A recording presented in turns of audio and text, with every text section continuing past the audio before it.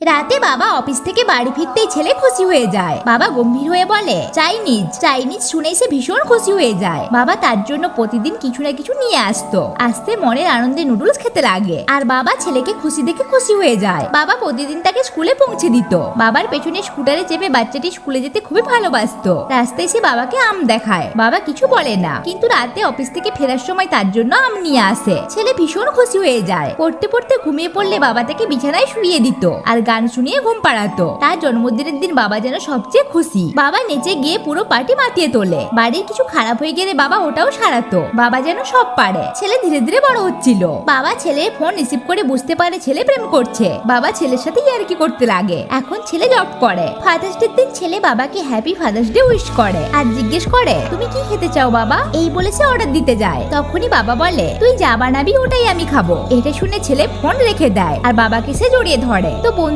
পৃথিবীর সমস্ত বাবার জন্য মন থেকে একটা লাইক অবশ্যই করবেন।